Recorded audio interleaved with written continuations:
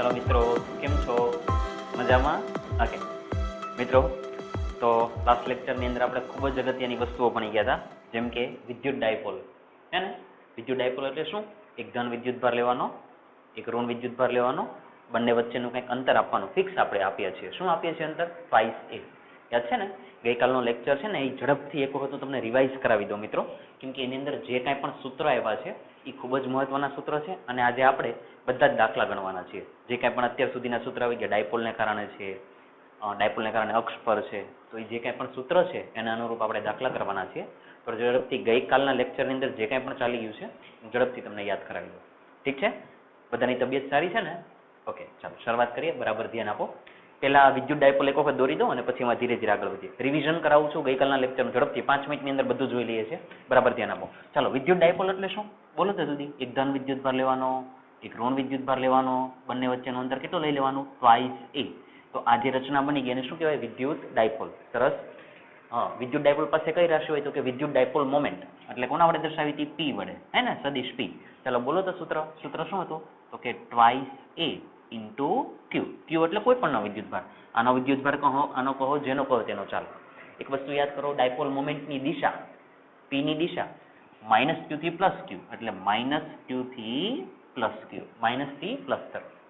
ઠીક છે? થોડાક આગળ જઈએ. પછી આ ડાયપોલને કારણે તેની અક્ષ પરનું બિંદુ આવું કંઈક લીધું હતું, પી બિંદુ. ડાયપોલને કારણે તેની અક્ષ પરનું બિંદુ, ત્યાં વિદ્યુત ક્ષેત્રનું સૂત્ર મેળવ્યું હતું. યાદ કરો તો મોટું સૂત્ર હતું E ઇઝ ઇક્વલ ટુ, બોલો, 2kpx છેદમાં. ચાલો બોલો, હવે તમે યાદ કરાવો. ચાલો બરાબર છે, બોલો. x square minus a square whole square. આવું સૂત્ર ભણી ગયા હતા મિત્રો. યાદ છે ને? પાક્કું ને? યાદ આવે છે ને? ઓકે, ચાલો આની પરથી મને યાદ કરાવો. આ વિદ્યુત ક્ષેત્રની દિશા ક્યાં હોય? અક્ષ ઉપરના વિદ્યુત ક્ષેત્રની દિશા ક્યાં હોય? ડાયપોલ મોમેન્ટની દિશામાં. કોની દિશામાં? Dipole moment. ડાયપોલ મોમેન્ટ ક્યાં છે? માઇનસ થી પ્લસ. તો આપણે આમ લેવાના. ગઈકાલે મેં વિદ્યુત ભાર અહીંયા માઇનસ લીધા હતા, યાદ કરો, કાંઈ કન્ફ્યુઝ નહીં થતા. ચાલો એવું કરી દો એટલે મગજ મારી જ નહીં. થઈ ગયા? વિદ્યુત ક્ષેત્રની દિશા ક્યાં હોય? ડાયપોલ મોમેન્ટની દિશામાં, એટલે આ બાજુ. એટલે વિદ્યુત ક્ષેત્ર આ તરફ હોય. હે ને મિત્રો? કમ્પલસરી મગજની અંદર ક્લિયર રાખો કે હું અક્ષ પરની વાત કરું. કોની વાત કરું? અક્ષ પરની વાત. તમને એમ પૂછે અક્ષ પર વિદ્યુત ક્ષેત્ર ક્યાં હોય? ડાયપોલને કારણે. તો એક જ જવાબ, ડાયપોલ મોમેન્ટની દિશામાં. બસ આટલો જ જવાબ, કોઈ ચિંતા નહીં. આવી ગયા? હવે આ જે વિદ્યુત ક્ષેત્રનું સૂત્ર હતું એને અનંત અંતર માટે લખવું હોય તો x ની કિંમત અનંત હોય તો એને અવગણી નાખ્યા. ત્યારે સૂત્ર શું બન્યું હતું? E અક્ષ ઉપર જ તે, પણ કેવા? અનંત અંતર માટે, એટલે ઇન્ફિનિટિવ લેખા. શું હતું? 2kp અપન x cube. યાદ છે ને? ખૂબ જ મહત્વનું સૂત્ર યાદ રાખવાનું. E અક્ષ ક્યાં અંતરે? અનંત અંતર, એટલે જો મેં ઇન્ફિનિટિવ અહીંયા કર્યા. ઓકે, ડાયપોલને કારણે અક્ષ ઉપર કહી દીધું. સેમ એવી રીતે આપણે ક્યાં ભણ્યા હતા? ડાયપોલને કારણે વિષુવ રેખા પર. દાખલા તરીકે અહીંયા કોઈ બિંદુ P છે, માની લો અહીંયા કોઈ બિંદુ P છે, તો ત્યાં સૂત્ર શું આવે? તો શું લખવાનું? E વિષુવ રેખા. વિષુવ રેખા. ચાલો સૂત્ર યાદ કરાવો. શું આવે? KP. આવું જ કંઈક હતું ને? યાદ આવે છે ને? ચાલો, KP છેદમાં શું આવે? x square plus a square raise to 3/2. મિત્રો આ સૂત્ર કમ્પલસરી પેલા યાદ રહેવું પડે. મોટા સૂત્ર છે. કયા મોટા સૂત્ર? અને બીજી વસ્તુ મિત્રો ધ્યાન આપો, આની અંદર આગળ નિશાની માઇનસ આવશે. કેમ? જવાબ આપો તો. વિદ્યુત ક્ષેત્રની દિશા ક્યાં મળી હતી આપણને? આ બાજુ મળી હતી. અને ડાયપોલ મોમેન્ટ જો આ બાજુ છે, એટલે આપણે નિશાની કઈ લખી હતી? માઇનસ. એટલે મિત્રો હંમેશા યાદ રાખો, ડાયપોલને કારણે વિષુવ રેખા ઉપર કે તો વિદ્યુત ક્ષેત્રની દિશા ડાયપોલ મોમેન્ટની વિરુદ્ધ દિશામાં. ડાયપોલ મોમેન્ટ આમ તો વિદ્યુત ક્ષેત્ર આમ. ડાયપોલ મોમેન્ટ આ બાજુ તો વિદ્યુત ક્ષેત્ર આ બાજુ. ક્લિયર? એટલે વચ્ચે કઈ નિશાની હતી? માઇનસ. ચાલો પછી આમાં અનંત અંતર માટે શું કર્યું હતું? x ને અનંત અંતરે લ્યો એટલે આ નીકળી જાય, વર્ગ વર્ગ કેન્સલ, એટલે x ક્યુબ. તો સૂત્ર શું આવ્યું હતું? E વિષુવ રેખા, પણ કયા અંતર માટે? અનંત અંતર માટે. શું આવે? KP અપન x cube. જો અત્યારે મેં મૂલ્ય લખ્યું, મૂલ્ય લખ્યું એટલે માઇનસ ને અવગણ્યા, મૂલ્ય લખ્યું છે. તો મહત્વના 4 સમીકરણ 1, 2, 3, 4. મિત્રો એકાદ ઇમ્પોર્ટન્ટ રિઝલ્ટ તો એક્ઝામની અંદર MCQ ની અંદર વારંવાર પૂછે. આ સમીકરણ જોવો તો આને આપી દો સમીકરણ નંબર 1, આને આપો સમીકરણ નંબર 2. મિત્રો થોડુંક સમજવાનો પ્રયત્ન કરો. આ સમીકરણ જોવો તો આ સમીકરણ છે ને હું અહીંયા લખું છું, જોજો. આવું લખાય ઈ અક્ષ ઇન્ફિનિટિવ અંતર માટે ઇઝ ઇક્વલ ટુ, એનો જવાબ આ છે 2kp અપન એક્સ ક્યુબ છે ને આવો જવાબ. ચાલો હવે આનો ઉપયોગ કરો સમીકરણ 2 નો. જુઓ તો ઈ અક્ષ ઇન્ફિનિટિવ 2 ના 2 બેઠા મિત્રો કંઈક દેખાય KP અપન x cube, KP અપન x cube, તો એને આવું કહેવાય. જુઓ તો અહીંયા આવું લખાઈ દેવાય ઈ વિષુવરેખા પર કેવા અંતરે? અનંત અંતરે. મિત્રો આનો મતલબ શું થયો કે અક્ષ પરનું વિદ્યુત ક્ષેત્ર વિષુવરેખાના વિદ્યુત ક્ષેત્ર કરતા બમણું છે. ખબર પડી? આ ખબર પડવી પડે, આ આવડવું જોઈએ. અક્ષ પરનું વિદ્યુત ક્ષેત્ર વિષુવરેખાના વિદ્યુત ક્ષેત્ર કરતા કેવું છે? બમણું. તમને એવું પૂછે કે ભાઈ અક્ષના વિદ્યુત ક્ષેત્ર અને વિષુવરેખાના વિદ્યુત ક્ષેત્રનો ગુણોત્તર કેટલો થાય? શું બોલો? અક્ષનું વિદ્યુત ક્ષેત્ર અને વિષુવરેખાના વિદ્યુત ક્ષેત્રનો ગુણોત્તર. ગુણોત્તર એટલે આ નીચે આવી જાય તો આવું લખાય ઈ અક્ષ ઇન્ફિનિટિવ છેદમાં ઈ વિષુવરેખા ઇન્ફિનિટિવ બંનેનો ગુણોત્તર. આ નીચે વહી જાય તો 2 તો અહીંયા જ રહે. ગુણોત્તર શોધો કાંઈ ન હોય છેદમાં તો 1, 2/1 એટલે જવાબ કેટલો થાય? 2/1. જો આવું પણ ઘણી વખત પૂછે છે. આ એમસીક્યુ આ તો બહુ ફેમસ છે, ઘણી વખત પૂછે. ખબર પડી? ગઈકાલે મેં તમને આ વસ્તુ નહોતી કીધી કેમ કે આ કન્ક્લુઝન હતું. હવે કન્ક્લુઝન આજ મેં તમને કહી દીધું. ઠીક છે. જો મિત્રો 4 સૂત્ર આવ્યા, મેન્ટલી પ્રિપેર રહ્યો. 4 સૂત્ર આવડવા જોઈએ અને નાના નાના સૂત્ર આ પણ જે છે અનંત અંતરના એ પણ આવડવા પડે. અને આ તમને સમજાવવું પડે કે અક્ષ પરનું વિદ્યુત ક્ષેત્ર ડાયપોલના વિદ્યુત ક્ષેત્ર કરતા, સોરી, અક્ષ પરનું વિદ્યુત ક્ષેત્ર વિષુવરેખા પરના વિદ્યુત ક્ષેત્ર કરતા કેવું હોય? બમણું. પાક્કું ને? આવડશે ને? આને ધ્યાનમાં રાખજો. ચાલો હવે દાખલા ગણવાની શરૂઆત કરીએ. બરાબર ધ્યાન આપો. હું એક વખત ચેક કરી લો બોર્ડ ઉપરથી બરાબર દેખાય છે કે નથી દેખાતું. ઠીક છે? ઓકે, ચાલો એકદમ ક્લિયર દેખાય છે? બરાબર ધ્યાન આપજો. આગળ જોઈએ. ચાલો તો આવી જાઓ ઉદાહરણનો દાખલા નંબર 1.8. રકમ તમને દેખાશે જ, તે ચિંતા કરવાની જરૂર નથી, પણ નોટ સાથે લઈ લેજો, હે ને? ચાલો શરૂઆત કરીએ. ઉદાહરણનો દાખલા નંબર 1.8. ઉદાહરણના દાખલા નંબર 1.8 ની અંદર કંઈક આકૃતિ ઓલરેડી આપેલી છે. આકૃતિ હું બોર્ડ ઉપર દોરી દઉં છું અને તમને દેખાશે પણ. ચાલો એક્ઝામ્પલ નંબર, શરૂઆત કરીએ. હવે બરાબર ધ્યાન આપો. Example number 1.8. ચાલો એક કામ કરીએ. હું પહેલા છે ને આકૃતિ દોરી દઉં એક્ઝામ્પલની, પછી હું રકમ વાંચું છું. 2 આકૃતિ આપેલી છે. ઝડપથી અહીંયા બોર્ડ ઉપર મારી સાથે સાથે જોતા જાઓ અને તમને જે રકમ દેખાય છે એની સાથે કમ્પેરિઝન કરજો. ચાલો 2 આવી રીતે કંઈક આકૃતિ આપેલી છે આપણને. ચાલો હું દોરી દઉં છું. રકમ તમે જાતે વાંચીને સમજો તો શું કહેવા માંગે છે, પછી હું સમજાવું આગળ. જાતે પહેલા સમજવાનો પ્રયત્ન કરો કે રકમની અંદર શું કહે છે, બાકી મારે સમજાવવાનું જ છે.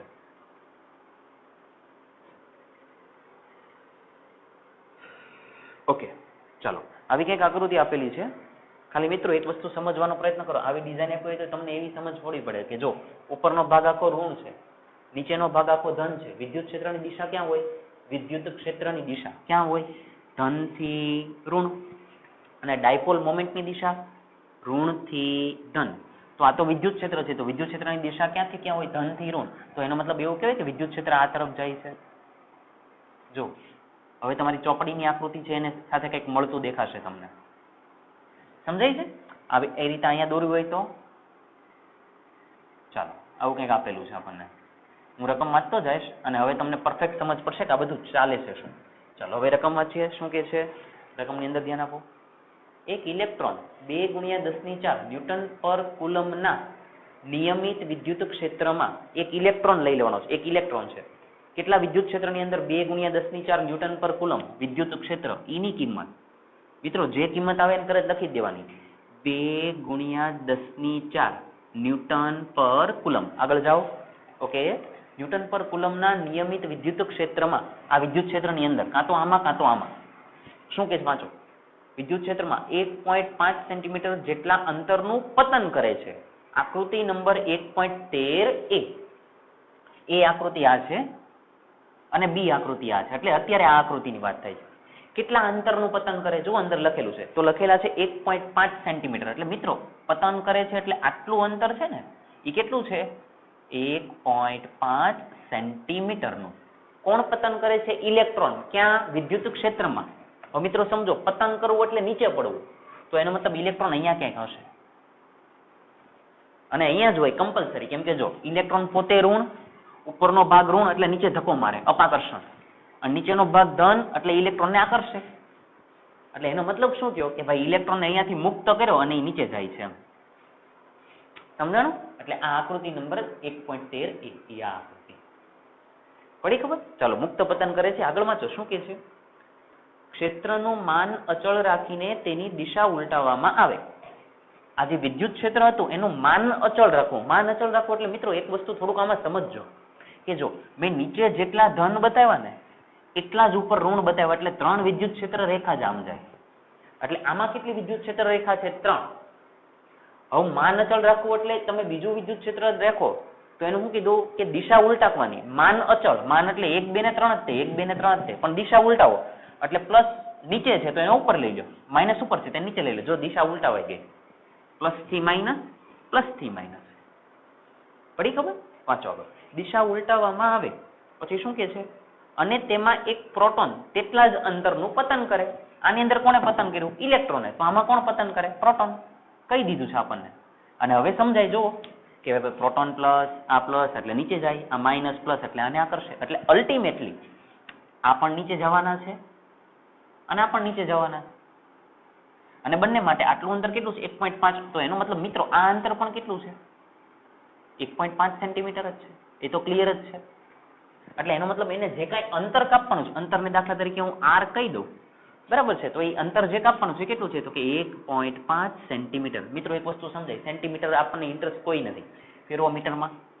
1.5 ગુણ્યા 10⁻² મીટર. કોની કિંમત? r. r એટલે અંતર છે એવું ધ્યાનમાં રાખજો, આ અંતર છે. જોકે આવી તમને સમજ પડે છે પણ છતાં પણ ચાલો આગળ વાંચો. શોધવાનું શું છે? દરેક કિસ્સામાં પતન માટે લાગતો સમય ગણો. આ કિસ્સામાં અને આ કિસ્સામાં પતન માટે કોનું પતન? આમાં ઇલેક્ટ્રોનનું પતન, આમાં પ્રોટોનનું પતન. ના માટે લાગતો સમય, સમય એટલે t. ચાલો t કોની માટે? ઇલેક્ટ્રોન એટલે te. આને શોધવાના. કેવી રીતે આને શોધવાના? tp. t એટલે પ્રોટોન માટે. પતન માટે લાગતો સમય શોધો. અંદર એક કન્ડિશન આપી છે ને, જરાક વાંચી લ્યો. ગુરુત્વની અસર હેઠળ મુક્ત પતનનો સાથેનો તફાવત જણાવો. ફરીથી બોલું. ગુરુત્વની અસર હેઠળ મુક્ત પતન સાથેનો તફાવત જણાવો. મિત્રો આ જે સેન્ટેન્સ લખેલું છે ને એ લાસ્ટમાં સમજાવીશ, અત્યારે દાખલો ગણીએ. ચાલો એક વખત આખો દાખલો રિવાઇઝ કરી દઉં. રકમની અંદર શું કહે? એક વિદ્યુત ક્ષેત્ર આપ્યું છે, એની અંદર ઇલેક્ટ્રોનને મૂકવાનો, પતન કરે છે, કેટલું અંતર કાપે છે? 1.5. તો એનો સવાલ એવો છે કે અહીંયાથી અહીંયા પહોંચે ત્યાં સુધીમાં સમય કેટલો લાગે? પછી એવું કીધું કે વિદ્યુત ક્ષેત્રની દિશા ઉલટાવી નાખો. માન અચળ એટલે અહીંયા 3 દૂરી, અહીંયા 3 જ છે. હવે કોને પતન કરાવવાનું? પ્રોટોનને. પ્રોટોન પણ ક્યાં જાય? ઉપરથી નીચે. તો અહીંયાથી અહીંયા નીચે પડે ત્યાં સુધી એમ કેટલો સમય લાગે? એ સમય શોધો. ક્લિયર મિત્રો? એક ભાગ હું ઝડપથી તમને સરસ મજાનો આ ભાગ સમજાવી દઈશ. આ તમારે કમ્પલસરી જાતે કરવાનો છે, હું નથી કરાવવાનો, હું ખાલી હિન્ટ આપીશ. ચાલો આ ભાગને સમજીએ. બરાબર ધ્યાન આપો. દાખલાની શરૂઆત કરીએ. આન્સર. ચાલો દોસ્તો કંઈક યાદ કરવાનો પ્રયત્ન કરો. 11મા ધોરણની અંદર મુક્ત પતન આવા કંઈક શબ્દ આવતા હતા, અથવા તો અચળ પ્રવેગી ગતિના સમીકરણ. અચળ પ્રવેગી ગતિના સમીકરણ આવું કંઈ સાંભળ્યું છે? v² - v02 = 2ad, d = v0t + 1/2at². આવું કંઈ સાંભળેલું છે? અથવા તો v = v0 + at. આવું બધું કંઈક સાંભળેલું છે? આવું જોયેલું છે? મુક્ત પતન, કોઈ બોલ હોય એને આપણે નીચે જવા દેતા હતા. એક્ઝેક્ટ બોલની જેમ જો ઇલેક્ટ્રોન છે, ક્યાં પડે છે? નીચે પડે છે. શું કાપે છે? અંતર કાપે. જો અને અંતર આની અંદર છે અને આની અંદર સમય છે. મેં કેમ આ સમીકરણની હું કેમ વાત કરી? કેમ કે આપણી પાસે જો અંતર છે અને સમય છે. અંતર જો અહીંયા રહ્યું અંતર, અહીંયા રહ્યું અંતર અને સમય, તો પછી આ જ સમીકરણ વપરાય. જો અહીંયા રહ્યા અંતર અને આ રહ્યા સમય, એટલે આ નથી ચાલવાના કેમ કે આમાં સમય જ છે, અંતર નથી. આ નહીં ચાલે કેમ કે આમાં સમય નથી, આમાં અંતર છે. એટલે ઉપયોગ જો આનો થાય તો આ સમીકરણનો ઉપયોગ કરીએ, આરામથી જવાબ આવશે, હે ને? ચાલો હવે ઇલેક્ટ્રોન માટે આ કયા સમીકરણ હતા? અચળ પ્રવેગી ગતિના, હે ને? ચાલો સમજીએ. ઇલેક્ટ્રોન માટે d is equal two V0t plus 1/2 AT square. સમજાય છે મિત્રો? એક વસ્તુ ધ્યાનમાં રાખજો, એની ચર્ચા આમ કરવાની જરૂર નથી, પણ છતાં પણ ઇલેક્ટ્રોન છે એ વિદ્યુત ક્ષેત્રમાં નીચે પડે છે. જો આ વિદ્યુત ક્ષેત્ર છે એટલે આમાં ગુરુત્વાકર્ષણની કોઈ અસરની અત્યારે આપણે વાત નથી કરવાની. ગુરુત્વાકર્ષણની વાત નથી કરવાની, ખાલી વિદ્યુત ક્ષેત્રને કારણે જે કાંઈ અસર થાય છે એટલે એનો પ્રવેગ લેવાનો છે, ગુરુત્વ પ્રવેગ લેવાનો નથી. ઓકે, ઠીક છે. ઓકે, કોની માટે? ઇલેક્ટ્રોન માટે. અંતર છે તો કે છે. ઇલેક્ટ્રોન શરૂઆતમાં અહીંયા હોય તો પ્રારંભિક વેગ કેટલો હોય? ભાઈ તો 0 હોય. તો એનો મતલબ એવો છે કે V0 ની કિંમત તો કેટલી? 0. કોણ નીચે પડે છે? ઇલેક્ટ્રોન. તો સમય કોને? ઇલેક્ટ્રોન માટે. તો પછી પ્રવેગ પણ કોનો હોય? ઇલેક્ટ્રોન હોય, કેમ કે ઇલેક્ટ્રોન નીચે પડે. અને સમય આટલું સમજાણ કોની માટે? ઇલેક્ટ્રોન માટે. ક્લિયર લખેલું જો. ચાલો આનું સાદુરૂપ આપો ઝડપથી સાદુરૂપ આપી દો. V0 ની કિંમત 0, 0 ના ગુણાકારમાં કાંઈ પણ 0 એટલે D બરાબર આ.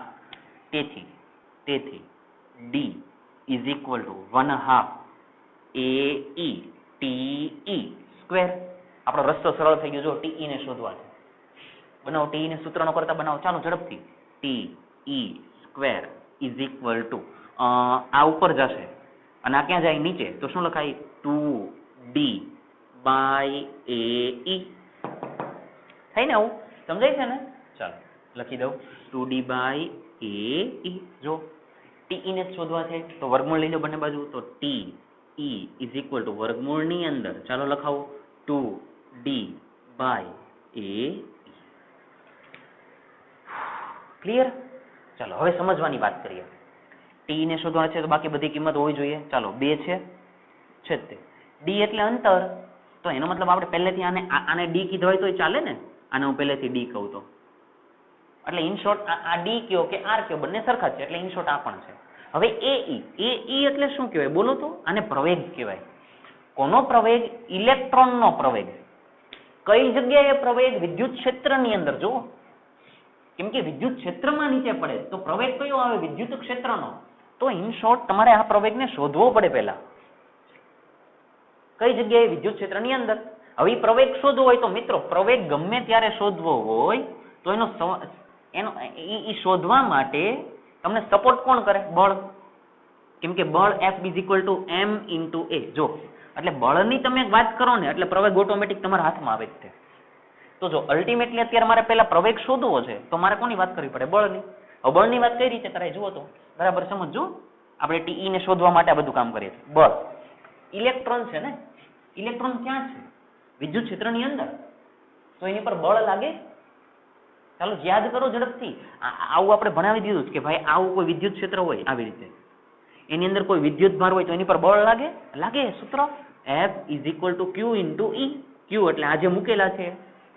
તો જોવું સેમ આવું ઇલેક્ટ્રોન સાથે થાય. સમજ પડે છે? એટલે આપણે કઈ રીતે લખાય કે અહીં ઇલેક્ટ્રોન વિદ્યુત ક્ષેત્રમાં હોવાથી તેના પર લાગતું બળ. કોની પર લાગતું બળ? ઇલેક્ટ્રોન પર લાગતું બળ. શું લખાય? બળનું સૂત્ર લખાવો જલ્દી. હવે તમે લખી દીધું. F is equal two Q into E. પણ મિત્રો Q ના લખાય. હવે તો ઇલેક્ટ્રોન માટે કરે તો E કરી દો. જો આવું સમજાવું છું. એકદમ સરળ થઈ ગયું. હવે તો F બરાબર MA પ્રવેગ. જો આવી ગયો MA EE. ખબર પડી? પ્રવેગ કોનો? ઇલેક્ટ્રોનનો. કેમ કે જો આપણે ઇલેક્ટ્રોન માટે કરીએ તો અહીંયા દળ પણ કોનો હોય? ઇલેક્ટ્રોનનો. પ્રવેગ પણ કોનો? ઇલેક્ટ્રોનનો. અને વિદ્યુત ક્ષેત્ર ઇલેક્ટ્રોનનો એમ ન કહેવાય. વિદ્યુત ક્ષેત્ર તો ઓલરેડી છે જ, અહીંયા આવ્યું. બંને માટે છે. આની માટે પણ આ જ છે અને આની માટે આ જ છે. એટલે વિદ્યુત ક્ષેત્ર એટલે E. ચાલો આમાંથી કોને સૂત્રનો કરતા બનાવવું? AE ને. જો એને શોધવા છે AE is equal to E by શું લખાય? ME. જો AE ની કિંમત મળી જશે. હવે મિત્રો સમજો, થોડુંક સમજો. AE છે, AE ને ઉંચકીને આની અંદર મૂક દઉં. ચાલો મૂકો ઝડપથી. મૂકો. આને આપી દો સમીકરણ નંબર 1. આને આપી દો સમીકરણ નંબર 2. કોની કિંમત ક્યાં? તો કે સમીકરણ 2 ની કિંમત સમીકરણ 1 માં. આને ઉંચકીને આની અંદર લખાવો. TE is equal to under root. લખાવો ઝડપથી. 2D અપન AE એટલે આ. તો E અપન અહીંયા છેદમાં કોણ આવે? ME આવે. ME આવે પણ એ ક્યાં જતા રહે ઉપર. ચાલો ઉપર જ લખી દો ડાયરેક્ટ હવે. ચાલો આટલું તો સમજાય છે ને? આઈ થિંક બધું આવડે છે આટલું તો. મિત્રો ટી નો જવાબ આવી ગયો. જો તમને બધી કિંમત ખબર પડે છે તો જવાબ આવી ગયો છે. સમજીએ. જો ટી ઇઝ ઇક્વલ ટુ, સમજવાનો પ્રયત્ન કરો, ગણતરી હું નહીં કરું, હું ખાલી હિન્ટ આપું છું. 2 છે, ડી એટલે અહીંયા છે. ચાલો ઓકે. ME મિત્રો ઇલેક્ટ્રોનનું દળ કેટલું? યાદ કરો પહેલા લેક્ચરની અંદર મેં આ જ શીખ્યું હતું કે મને કમ્પલસરી આ કિંમત આવડવી જોઈએ. ઇલેક્ટ્રોનનું દળ કેટલું? 9.1 ગુણ્યા 10⁻31 કિલોગ્રામ. એટલે એનો મતલબ આ પણ છે. રકમની અંદર આપે કે ન આપે એને આપણે નથી જોવાનું, આપણને આવડવા જોઈએ. ઈ કોનો વિદ્યુતભાર? ઇલેક્ટ્રોનનો. બોલો બોલો કેટલો વિદ્યુતભાર? 1.6 ગુણ્યા 10⁻19 કુલમ. કોઈ મિત્રોને એવું થાય કે હે સર અહીંયા માઇનસ નહીં લખવાના, પણ મિત્રો સમજો તમે આ સમય શોધો છો. સમય શોધતો હોય તો અંદર માઇનસ લખો તો એ વેલિડ ન કહેવાય. સમય શોધો તો આપણે એનું શું લેવાનું? મૂલ્ય. એટલે આ જ કિંમત લઈ લેવાની. એટલે હવે આ ઈ ની કિંમત, આ ઈ તો છે જ તે, જો પૂરું આવી ગયું જવાબ. એટલે આ બધી કિંમત અંદર મૂકો એટલે ટીઈ એ બધી કિંમત અંદર મૂકો, એનું વર્ગમૂળ લ્યો એટલે ફાઇનલ ટીઈ નો જવાબ આવે. અને એકમ શું આવે? સેકન્ડ. જો જવાબ આવી ગયો, પહેલો જવાબ આવે. આવડશે? તો મારે આજ સમજાવું છું તમને. ક્લિયર છે? અને તમને એવી કેમ ખબર પડે કે ભાઈ મારે આ સમીકરણ વાપરવાનું? મિત્રો ફિઝિક્સની અંદર એક વસ્તુ મગજમાં ક્લિયર રાખો, ગમે ત્યારે પદાર્થ નીચે પડે ને એટલે 3 સમીકરણ છે ને એમાંથી એકનો ઉપયોગ થઈ જ જાય. ગમે એ ચેપ્ટર ભણો કોઈ ફરક ન પડે, કોઈ પણ વસ્તુ એક વખત નીચે પડી એટલે ઓલા 3 સમીકરણ છે એ ક્યાંક ને ક્યાંક કોઈક ને કોઈક રીતે ઉપયોગ થઈ જાય. તો જો ઉપયોગ થઈ ગયો છે, આજ તમારી હિન્ટ છે કે ભાઈ નીચે પડે છે. ક્લિયર? ચલો મળી ગયા ઇલેક્ટ્રોન. હવે મિત્રો પ્રોટોન નું શોધવું હોય તો આવી રીતે સમજને વાલે કોઈ ઈશારા એક આપીએ. ચાલો ઝડપથી. પ્રોટોન નું શોધવું હોય તો ડાયરેક્ટ કેવી રીતે ખબર પડી જાય? ડાયરેક્ટ સમયનું સૂત્ર લખો તો ટીપી નું. જો અહીંયાથી નો લખાય, કેમ કે સમજો જેમ ઇલેક્ટ્રોન માટે કર્યું એમ પ્રોટોન માટે કરો એટલે પી લખો, અહીંયા પી લખો, અહીંયા પી લખો, પછી V0 બરાબર તો 0 જ હોય એટલે આ કથા ચાલતી જ હોય. તો હકીકતમાં પ્રોટોન નું સમીકરણ શું આવે? હવે પ્રોટોન માટે લાગતો સમય, બધી ગણતરી ફરીથી કરાય જ નહીં, ડાયરેક્ટ આનો ઉપયોગ કરી લેવાય. ટી ઇઝ ઇક્વલ ટુ લખાવો વર્ગમૂળની અંદર 2D, કેમ કે અંતર એટલું જ કાપવાનું છે. અને AE હોય તો લખવાનું શું? AP. હવે પાછી એની જ કથા આવીને ઉભી રહે કે ભાઈ મારે AP ક્યાંથી લેવો? તો AP તો અહીંયા ખબર પડી જાય. જો આની પરથી અહીંયા E હતા, અહીંયા E હતા, તો અહીંયા P હોય તો અહીંયા P હોય. પરંતુ કોના બરાબર? AP બરાબર. લખાવો તો શું લખાય? બોલો બોલો. અહીંયા ઇલેક્ટ્રોન હતો તો અહીંયા કોણ છે? પ્રોટોન. પણ તમને ખબર છે ઇલેક્ટ્રોન અને પ્રોટોનના વિદ્યુતભાર તો કેવા હોય? સરખા. તો અહીંયા તો E જ લખવાના. E ના E બેઠા છેદમાં ME, પણ આપણે પ્રોટોન માટે કરીએ તો MP. જો AP આવી ગયા, ક્યાં મૂકવાના? આની અંદર. તો શું લખાય? TP ઇઝ ઇક્વલ ટુ વર્ગમૂળની અંદર 2D છેદમાં AP ની જગ્યાએ આ E બાય MP. એમ જોવા જાવ ને મિત્રો તો ડાયરેક્ટ અહીંયા જ આવે. જો તમે આખી ગણતરી ન કરો, આઈ ન કરો ને તો ડાયરેક્ટ તમે કહી શકો કે આ પરથી TP બરાબર 2D M ની જગ્યાએ MP આવી ગયો મિત્રો જવાબ. 2 છે, D છે, MP. પ્રોટોન નું દળ કેટલું? ચાલો જલ્દી પ્રોટોન નું દળ હે ને, પ્રોટોન નું દળ લખો. ઇલેક્ટ્રોન વિદ્યુત ક્ષેત્ર ખબર પડશે? આવડશે? પાક્કું ને? ઓકે, તો આ કોનો જવાબ આવે? TP ઇઝ ઇક્વલ ટુ, બોલો આનો એકમ સેકન્ડ, તો આનો એકમ પણ સેકન્ડ. સમય શોધીએ છીએ એટલે એકમ કયો આવે? સેકન્ડ. જો આવી ગયો જવાબ. TE પણ આવી ગયા અને TP ને આવી ગયા. ગણતરી તમારે કરવાની છે, હું નથી કરવાનો. ગણતરી જાતે સમજજો કે ભાઈ અહીંયા તમે ગુણાકાર ભાગાકાર કરી નાખો, પછી વર્ગમૂળ લેવાનું છે, હે ને? પાક્કું ને? ઓકે ચાલો આવડશે? ઓકે મિત્રો હવે પેલો છેલ્લો શબ્દ લખ્યો હતો ને એની થોડીક વાત કરી દો. છેલ્લેથી એક સેન્ટેન્સ લખેલો જોજો. શું લખેલું સેન્ટેન્સ? કે ગુરુત્વની અસર હેઠળ મુક્ત પતન સાથેનો તફાવત જણાવો. ગુરુત્વની અસર હેઠળ મુક્ત પતન સાથેનો તફાવત જણાવો. મિત્રો બરાબર સાંભળો. અહીંયા તમે એક સમીકરણ અહીંયા તમે આવું જોયું પ્રવેગનું સમીકરણ, સોરી બળનું સમીકરણ, F બરાબર E ઇન્ટુ E. હવે આ તમે ગણતરી કરો એની પરથી તમને ઇલેક્ટ્રોનનો પ્રવેગ મળશે સમીકરણ 2 પરથી. સમીકરણ 2 પરથી મારી વાત બરાબર સાંભળજો એટલે તમને આ જે કેવા શું મગજ નહીં સમજાશે. સમીકરણ 2 પરથી એટલે 2 પરથી એટલે આ. હવે 2 પરથી જુઓ ને તો તમને આવી કિંમત મળશે AE is equal two EE upon ME. Okay મિત્રો, તમે બધી આ કિંમત મૂકો તો તમને અહીં એક જવાબ મળશે કે ન મળે? બોલો જલ્દી, જવાબ મળે ને? ચાલો આ ગણતરી હું તમને કરાવું. 1.6 ગુણ્યા 10 ની માઇનસ 19 ઘાત ગુણ્યા E ની કિંમત કેટલી? 2 ગુણ્યા 10 ની 4. ચાલો 2 ગુણ્યા 10 ની 4 છેદમાં ME ઇલેક્ટ્રોનનું દળ કેટલું? 9.1 ગુણ્યા 10 ની માઇનસ 31. ચાલો LC ની મદદથી ઝડપથી આ બધાનો ગુણાકાર ભાગાકાર કરો તો, અને હું પણ તમને ઝડપથી જવાબ આપી દઉં કેટલો થાય છે. ચાલો ચેક કરી લઈએ. 1.6 ગુણ્યા 2 ઇઝ ઇક્વલ ટુ ભાગ્યા 9.1. મિત્રો કેટલા થયા? 0.35 જેવું આવે છે. 0.35. હજી એક આંકડો આગળ લખી દઈએ, 1. ચાલો આવો કંઈક જવાબ આવે છે. ઘાતને સેટ કરો તો -31 ઉપર જશે તો +31. ખબર પડે છે ને? -31 ઉપર જશે તો +31, +31 ને 4. એ મિત્રો -31 ઉપર જાય તો પ્લસ, હે ને? ચાલો +31 અને +4 એટલે કેટલા? +35 માઇનસ 19 કેટલા થશે? 16. એટલે 10 ની 16. એકમ બોલો તો. એકમ મીટર પર સેકન્ડ સ્ક્વેર. કોનો એકમ? પ્રવેગનો. કોની માટેનો પ્રવેગ? ઇલેક્ટ્રોનનો પ્રવેગ. હવે હું સરખામણી કરું, જુઓ ઇલેક્ટ્રોનનો પ્રવેગ આટલો મળ્યો, ઇલેક્ટ્રોનનો પ્રવેગ આટલો મળે છે. હવે અહીંયા ગુરુત્વાકર્ષણ બળની અસર હોય, વિદ્યુત ક્ષેત્રને કાઢી નાખો. ગુરુત્વાકર્ષણ બળની અસર હોય તો પ્રવેગ કેટલો હોય? નીચે મુક્ત પતન કરે તો ગુરુત્વ પ્રવેગ G ની કિંમત કેટલી હોય? G બરાબર કેટલા હોય?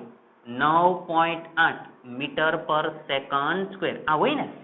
તો જો બંનેના પ્રવેગની સરખામણી કરો તો વિદ્યુત ક્ષેત્રને કારણે ઇલેક્ટ્રોનનો પ્રવેગ કેવો હોય? ખૂબ જ વધારે. જો 10 ની 16, અને આ તો અપ્રોક્સિમેટલી ખાલી 10 છે.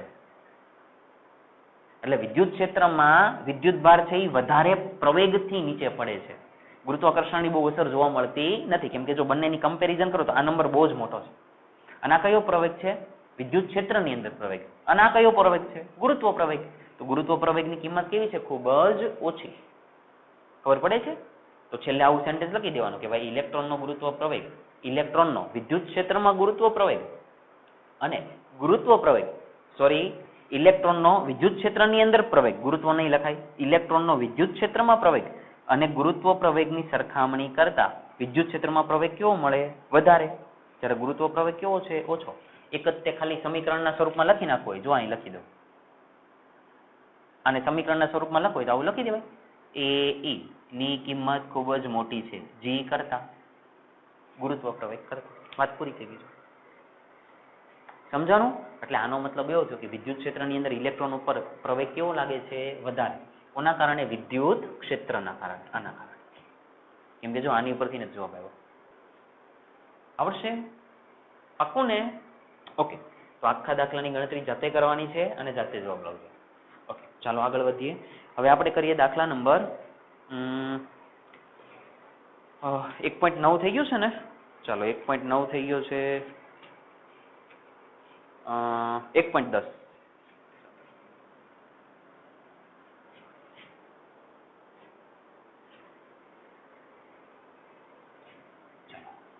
બરાબર ધ્યાન આપજો. આ ખૂબ જ મહત્વનો દાખલો મિત્રો, ઘણી બધી વખત 3 માર્ક્સની અંદર આ દાખલો પૂછાયેલો છે. ચાલો ઓકે, આગળ જઈએ. હવે તમારે કંઈક યાદ કરવાનું છે. મીન્સ કે હું દાખલો જેવો કહીશ એટલે થોડી કદાચ તમને હિન્ટ મળે તો સમજવાનો પ્રયત્ન કરો. ચાલો, ઉદાહરણનો દાખલા નંબર 1.10. 1.10. ચાલો સમજીએ શું કે છે. રકમની અંદર ધ્યાન આપજો. બે વિદ્યુત ભારો +16 - 10 માઇક્રોકુલમ એકબીજાથી 5 mm અંતરે મૂકેલા છે. કેટલા વિદ્યુતભારો? 2. એક કેટલો છે? પ્લસ અને એક કેવો છે? માઇનસ. એટલે જો આ દાખલા તરીકે પહેલો વિદ્યુતભાર માની લ્યો કે 10 માઇક્રોકુલમ છે. આ બીજો વિદ્યુતભાર માની લ્યો કે 10 માઇક્રોકુલમ છે. એને કઈ જ દીધું છે, પ્લસ ઓર માઇનસ લખેલું છે. બંને વચ્ચેનું અંતર કેટલું? 5 mm. એટલે આ અંતર 5 mm. ચાલો આટલું પેલા સમજો કે પેલો વિદ્યુતભાર એક માઇનસ છે, એક પ્લસ છે. જોજો બંને વચ્ચેનું અંતર છે, તો આને તો કંઈક કહેવાય ડાયપોલ. આ કોનું ઉદાહરણ છે? ડાયપોલનું. એટલે એક વિદ્યુતભાર Q1, બીજો વિદ્યુતભાર Q2, પણ બંનેની કિંમત તો સરખી. તો Q1 = કેટલા? તો કે 10 માઇક્રોકુલમ, -10 માઇક્રોકુલમ. ચાલો માઇક્રોકુલમને થોડાક વ્યવસ્થિત કરીએ તો શું લખાય? -10 માઇક્રો એટલે 10⁻⁻6 કુલમ. સમજ પડી? Q2 ની કિંમત લખાવી દો. Q2 બોલો 10 માઇક્રોકુલમ. એટલે શું? 10 × 10⁻⁻6 કુલમ. આટલું ક્લિયર થઈ ગયું. બે વચ્ચેનું અંતર બોલો. ડાયપોલ માટે બે વચ્ચેનું અંતરને આપણે ટ્વાઇસ a કહીએ છીએ, કમ્પલસરી હો. ટ્વાઇસ a કેટલા? 5 mm. ઘણા બધા મિત્રો અહીંયા ભૂલ શું કરે છે ખબર? બે વચ્ચેનું અંતર કે ને અંતર, તો ઘણા મિત્રો ખાલી a = 5 લખે છે. પણ યાદ કરો, આપણે સૂત્ર જ્યારે લખ્યું ડાયપોલ મોમેન્ટ P નું, ત્યારે આપણે ટ્વાઇસ a = અંતર લીધું છે. એટલે કમ્પલસરી ડાયપોલના બે વિદ્યુતભાર વચ્ચેનું અંતર શું હોય? Twice a. ઓકે, ચાલો આગળ જઈએ. શું કે છે રકમની અંદર? વાંચો. આટલી કંઈક માહિતી આપેલી છે, સમજીએ. 1.21a. ચલો 1.21a ની અંદર આકૃતિ આપેલી છે. એમાંથી અડધી આકૃતિ આપણે જોઈ દેજો.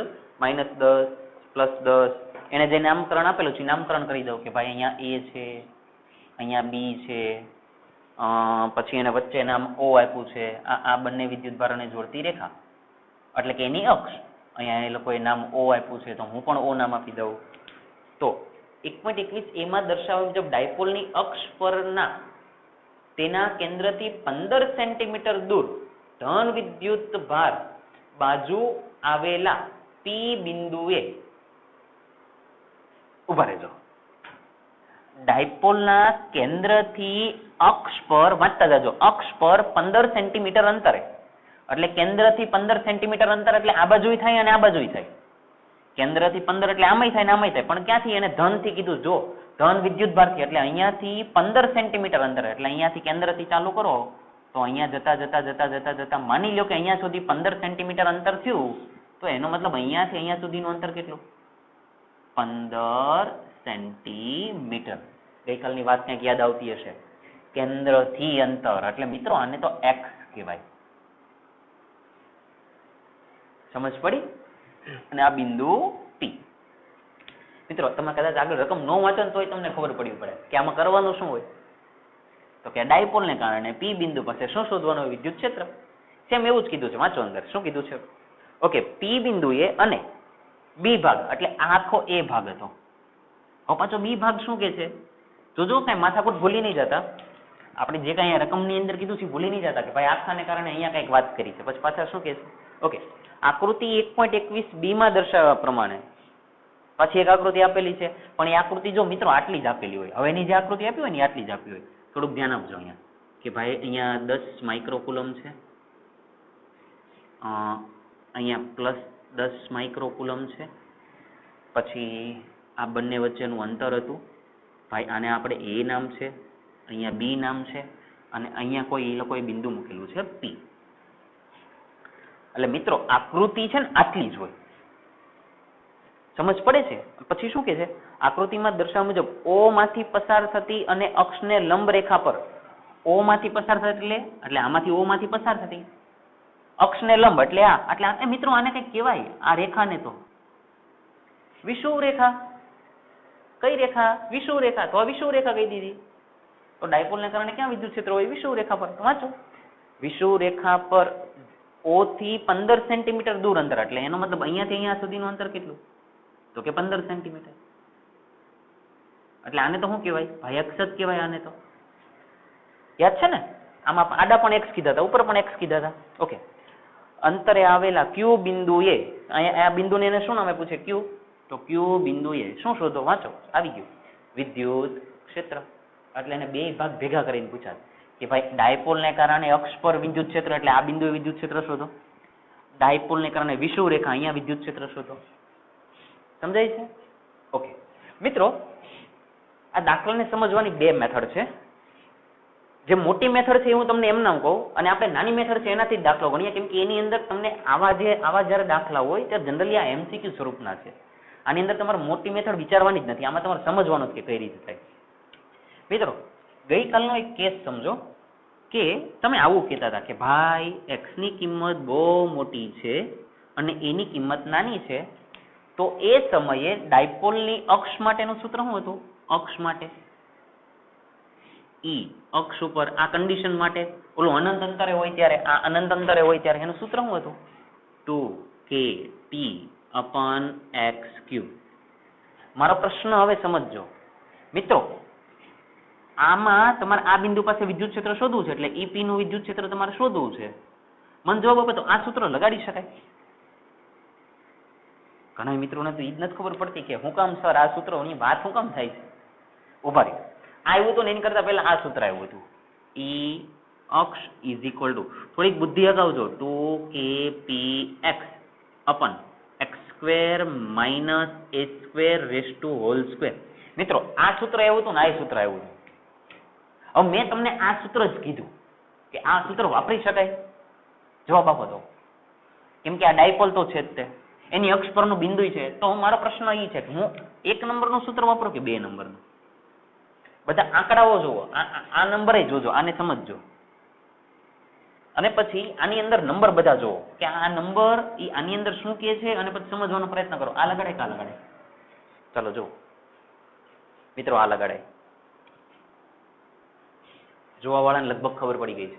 જો x ની કિંમત જુઓ તો 15 સેન્ટીમીટર, એટલે મોટી છે. x 15 સેન્ટીમીટર આપણી નાની સ્કેલ હોય ને આટલી, આ લગભગ આપણી સ્કેલ 15 સેન્ટીમીટર વાળી. અને હવે સમજો એ એટલે કે આ બે વચ્ચેનું અંતર, અથવા તો આ બે વચ્ચેનું અંતર, અથવા તો આટલું જ તે આખું અંતર છે, પણ આ બે વચ્ચેનું એટલે આટલું જ કહેવાય. mm માં છે મિત્રો, mm એટલે તો બહુ જ નાના, mm એટલે તો ખૂબ જ સૂક્ષ્મ છે ને, કે નથી? છે. mm એટલે તો ખૂબ જ સૂક્ષ્મ છે. તો એનો મતલબ આ કિંમત કેવી છે? નાની. આ કિંમત કેવી છે? મોટી. તો જયારે આ કિંમત મોટી હોય, આ કિંમત મોટી હોય, આ કિંમત નાની હોય, ત્યારે આપણે આને અવગણી નાખીએ છીએ. એટલે x ની 4 થાય ને એક કેન્સલ થાય, એટલે આ બેના 2kp/x³. જો ડાયરેક્ટ જવાબ આવી ગયો અક્ષ પરના P બિંદુ પાસે. સમજાણું? અને બીજી મેથડ કઈ હતી? મને જવાબ આપો તો. આની સિવાયની કઈ મેથડ? કે ભાઈ આના કારણે અહીંયા, આના કારણે અહીંયા, પછી કાં તો બેનો સરવાળો કરવો પડે તો સરવાળો, બાદબાકી કરવો હોય તો બાદબાકી. સરવાળો ક્યારે કરવાનો? આના કારણે અહીંયા શોધો તો આ માઇનસ છે, તો વિદ્યુત ક્ષેત્ર આમ મળે. પ્લસ ને કારણે શોધો તો આમ મળે. તો જો બંને વિરુદ્ધ દિશામાં થયા તો શું કરવી પડે? બાદબાકી. આ એ પહેલી મેથડ, અને આ બીજી મેથડ શોર્ટ, કેમ કે હવે તમને ડાયપોલ આવડે છે અને ડાયપોલને કારણે અક્ષ પરના સૂત્રય આવડે છે. ખબર પડી? તો ચાલો હવે આપણે પહેલો આનો જવાબ લાવીએ અને પછી આની વાત કરશું. એટલે આપણે એ ભાગ કરીએ. એ ભાગ, ડાયપોલ ને કારણે અક્ષ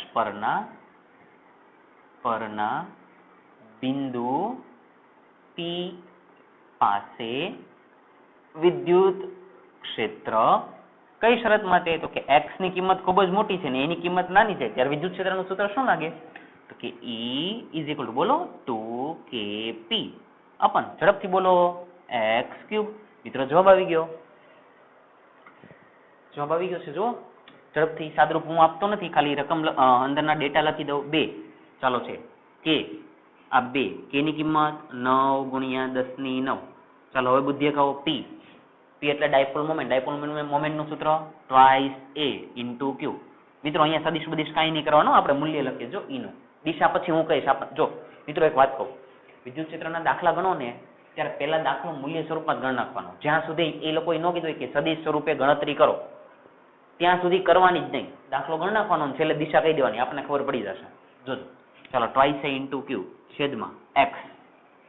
x એટલે મિત્રો પહેલા મને યાદ કરાવો, x એટલે કયું અંતર? કેન્દ્રથી અંતર, એટલે અહીંયાથી અહીંયાનું કેટલું છે? 15. x નો ક્યુબ એટલે 15 નો લખાય, 15 ગુણ્યા 10⁻2 લખવો પડે. મિત્રો મીટરમાં ફેરવવા પડે, ખબર પડે છે ને? ચાલો ઉપર ઘન એટલે પતી ગયું.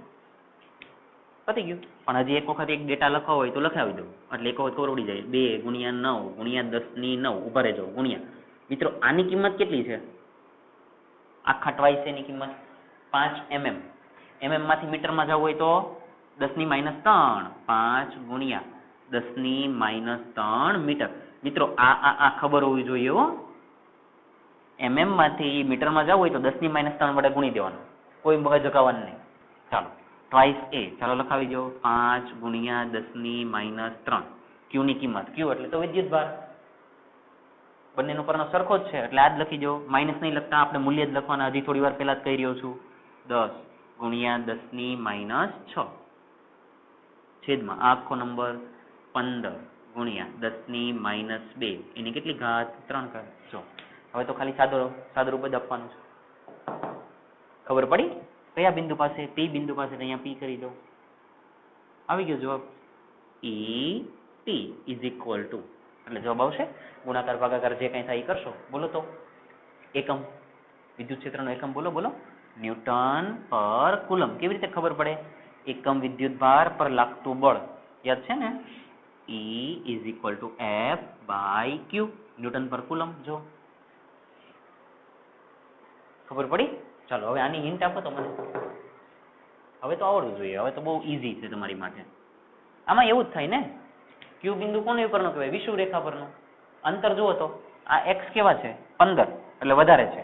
આ અંતર કેવું છે? ટ્વાઇસ એ, ઈ તો ભાઈ ફિક્સ જ છે ને 5 mm. આ તો ફિક્સ જ છે 5 mm. અહીંયા લખેલા જ છે, અહીંયા તો અહીંયા ઈ જ થાય. તો શું લખાય?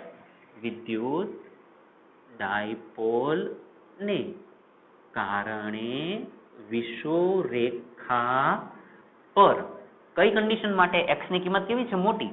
x greater than a હોવાથી વિદ્યુત ક્ષેત્રનું સૂત્ર અહીંયા. વિદ્યુત ક્ષેત્ર એટલે E. કયા બિંદુ પાસે? Q બિંદુ પાસે.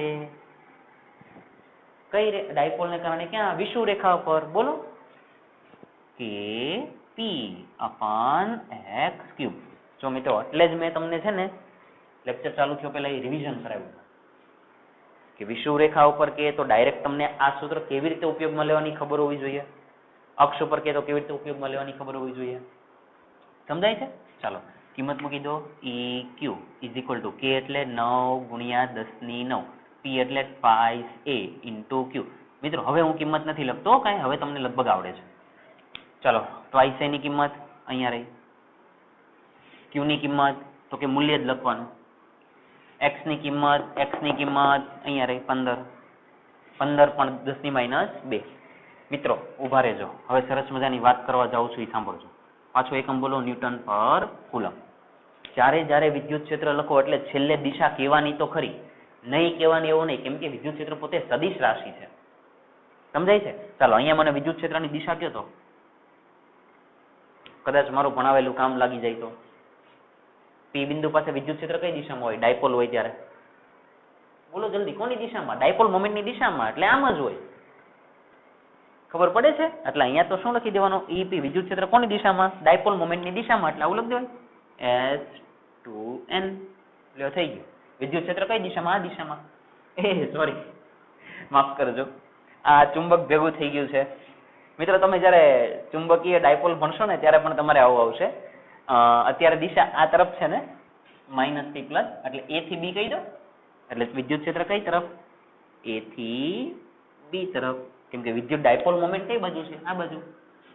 કદાચ હું ક્યાંક ચુંબકીય ડાયપોલ મોમેન્ટ બોલી ગયો હોય તો સાચવી લેજો. વિદ્યુત ડાયપોલ મોમેન્ટ આ બાજુ. ખબર પડે છે?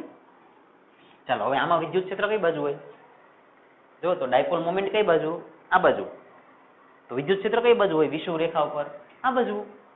આ બાજુ એટલે કઈ દિશા કહેવાય? B થી A. તો અહીંયા લખી દેવાનું. દિશા ક્યાંથી? B થી A. મિત્રો મારી વાત સાંભળજો, આ નહીં લખો ને તો માર્ક્સ કટ કરી નાખશે. કેમ કે વિદ્યુત ક્ષેત્ર સદિશ રાશિ. આપણે અહીંયા શું કામ સદિશને ધ્યાનમાં નથી લેતા? કેમ કે ભૂલ ન થાય. પણ ભૂલ ન થાય તો ભૂલી નથી જવાનું કે આના કારણે આ બાજુ મળે, આના કારણે વિષુવરેખા હોય તો પછી આ બાજુ મળે. આવડશે? પાક્કું? તો જો બંને જવાબ આવી ગયા. મિત્રો મને એક જવાબ આપો તો, આ જ દાખલો છે, એની અંદર ડેટા આવા બદલેલા હોય તો શું આ સૂત્ર લાગે કે ન લાગે? મને એટલો ખાલી જવાબ આપી દો, હા કે ના એમ.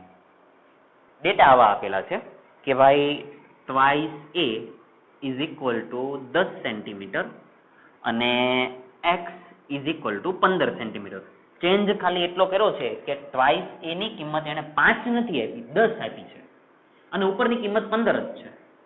તો મને જવાબ આપો, આ સૂત્ર આ ડેટા માટે તમે આ સૂત્ર લગાડી શકો? આ શરતનું પાલન થાય છે આની અંદર? જુઓ તો x ખૂબ જ મોટા કહેવાય? નો કહેવાય. આ 15 થી 10 ખાલી 5 નો જ ડિફરન્સ છે, આટલો જ છે. તો ત્યારે આ સૂત્ર ન લાગે. આવી શરત હોય, કદાચ આવું આપેલું હોય તો સૂત્ર કયું લગાડવાનું અક્ષ ઉપર? તો કયું સૂત્ર લાગે? 2kp x upon x square minus a square whole square. જો મિત્રો તો આ લાગે. બધા બાળકો આની અંદર ભૂલ કરે છે, એ લોકો ડેટા નથી જોતા, આ નંબર નથી જોતા. એટલે નંબરને જોજો અને પછી સૂત્ર લગાડજો. જો આવા નંબર હોત, નજીક નજીક ના હોત, તો પછી આ સૂત્ર લગાડી દેવાનું. અને ખબર પડી જાય કે હા ભાઈ x ઘણા બધા મોટા છે, તો પછી આ સૂત્ર લગાડી દેવાનું. આ ત્યારે જ સમજાશે જ્યારે તમે વારંવાર આને જોશો, આ દાખલાને, અને ઓલી થિયરીને સમજશો કે x ની કિંમત મોટી શું કહેવાય, એની કિંમત નાની શું કહેવાય, અને એકમ જોશો ત્યારે જ તમને ખબર પડે. આવડશે? ઓકે, ચાલો ઝડપથી આગળ જઈએ.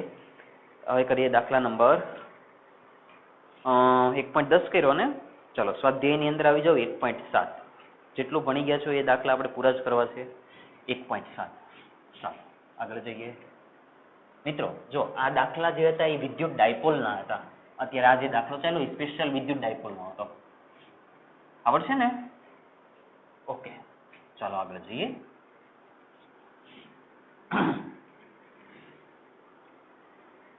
ચાલો કરીએ. ચાલો હવે આપણે કરીએ છીએ દાખલા નંબર 1.7. એકદમ ઈઝી દાખલો, એકદમ નાનો દાખલો. દાખલા નંબર 1.7. ઝડપથી રકમ વાંચવા લાગો તો આવી ગઈ છે તમારી પાસે.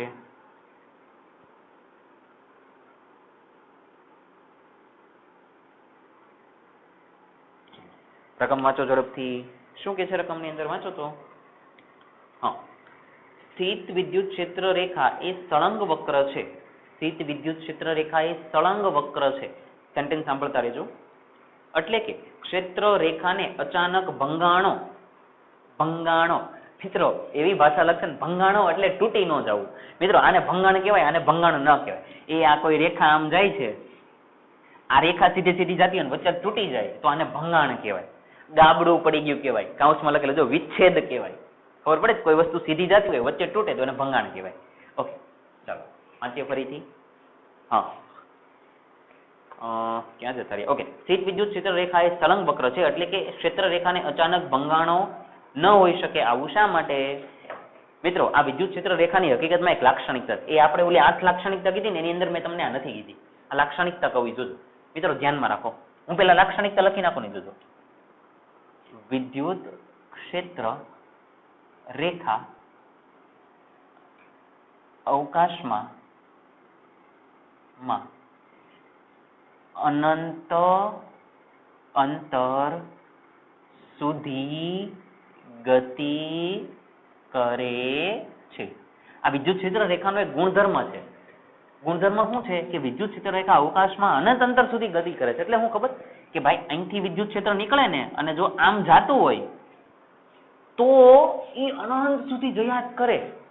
એવું ન થાય વચ્ચેથી ક્યાંકથી તૂટી જાય, આવું ન થાય. વચ્ચે તૂટી જાય પછી પાછું ચાલુ થઈ જાય એવું ન થાય. જો આ વચ્ચેથી તૂટી ગયા ચાલુ થઈ ગયા એવું ન થાય.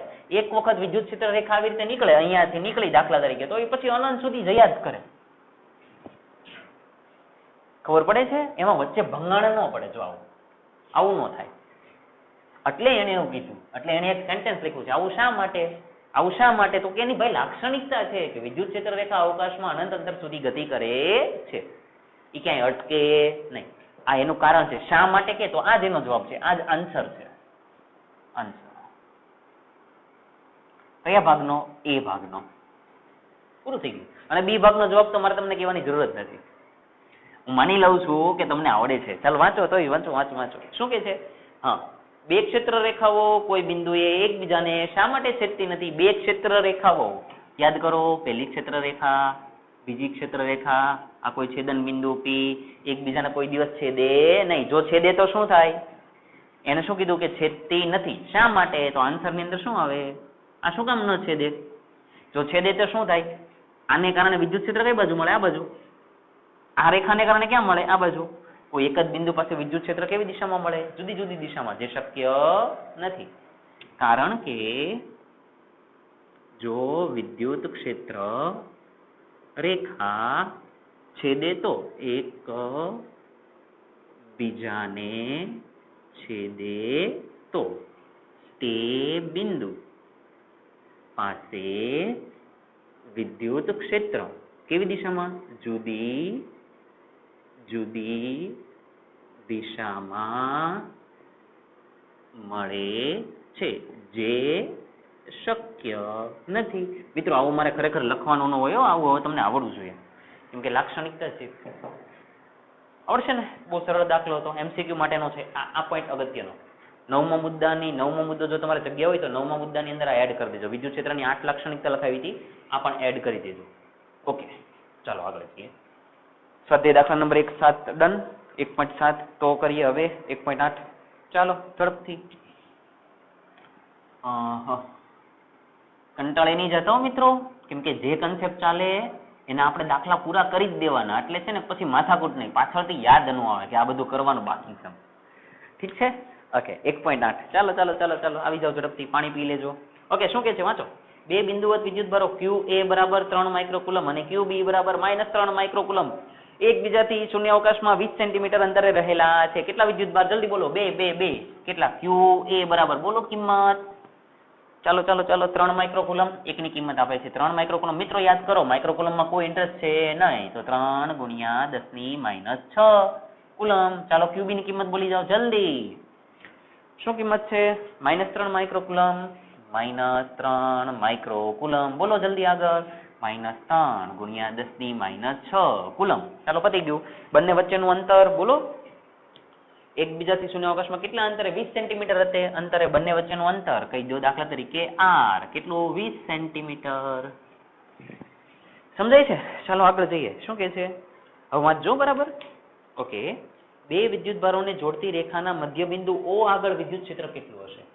બે વિદ્યુતભારોને જોડતી રેખા, આ પેલો વિદ્યુતભાર, આ બીજો વિદ્યુતભાર, આ વિદ્યુતભારોને જોડતી રેખા, એના મધ્ય બિંદુને કહી દઉં O. તો આ O બિંદુ એ શું શોધવાનું છે? શું કે છે? મધ્ય બિંદુ O આગળ વિદ્યુત ક્ષેત્ર કેટલું હશે? આનું મધ્ય બિંદુ O કહી દઉં. આ A ગોળો, આ B ગોળો, આ એનું મધ્ય બિંદુ. તો અહીંયા વિદ્યુત ક્ષેત્ર કેટલું હશે એ શોધવાનું. તો